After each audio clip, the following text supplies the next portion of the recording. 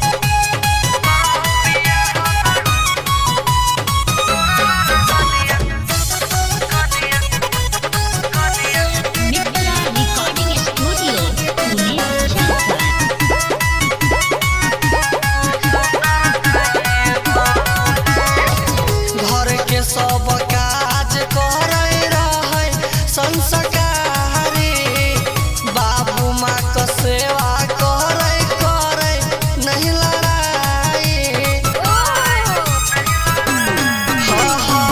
घर के सब काज करे रहे संस्कारी, बाबू माँ का सेवा करे करे नहीं लड़ाई। राइटर हरिचंद्र प्रेमी रूपेश पंडित के सुंदर चाहिए भौजी। गालो फुलौन हमारा घर के अंदर चाहिए भौजी। करबो बियाह त गोरनार कनिया सुंदर चाहिए भौजी। करबो बियाह त गोरनार कनिया सुंदर चाहिए भौजी। एहन सोच वाला लोग आजकल बहुत कम छै। हमरो ओहने देवरानी चाही जे घर के घर नहीं